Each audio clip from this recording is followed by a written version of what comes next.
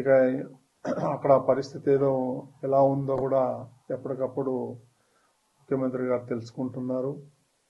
So ఇది పునరావృతం కాకుండా చూడమని చెప్పి చాలా సీరియస్గా వార్నింగ్ ఇచ్చారు. సో ఇప్పటికీ ఇంతకన్నా మనం చెప్పాల్సిందేం లేదు. చాలా దురదృష్టకరం. రేపులే ఎల్లుండి పండగ ఉంది. సో మొన్న రోజు జరగటం చాలా బాధేస్తుంది.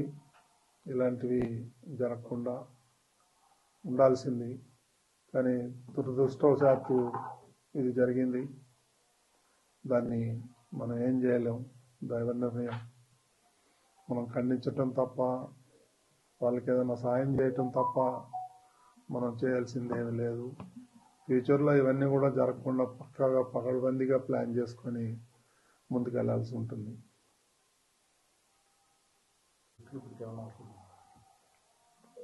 ఈ దుర్ఘటన ఎన్ని రోజులు చోటు చేసుకుంది? తోపులాట 3 చోట్ల తోపులాట జరిగింది.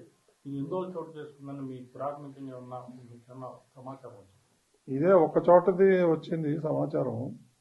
ఒక లేడీ ఏదో అనీజీగా సిక్ అయితే అమ్మాయిని హాస్పిటల్కి తీసుకెళ్ళటానికి ఆ గేట్ తీశారు. ఆ గేట్ తీసినప్పుడు జనం అంతా కూడా ఒకటేసారి రావటంతో తొక్కిసలాట జరిగింది ఒక ప్లేస్లో. మిగిలిన 2 ప్లేస్లో ఇన్ఫర్మేషన్ రావాల్సి ఉంది. అంత అధికారులు ఉన్నారు అక్కడ. కలెక్టర్ ఉన్నారు, ఈఓ ఉన్నారు, అందరూ ఉన్నారు అక్కడ, ఎస్పీ ఉన్నారు. ఇప్పుడే అందరూ సీఎం ఆఫీస్ కానీ డీజీపీ కానీ వీళ్ళందరూ కూడా టెలికాన్ఫరెన్స్లో మాట్లాడటం జరిగింది. చూడాలా ఇంకా ఫర్దర్గా ఏం జరగబోతుంది అనేది చూడాల్సింది.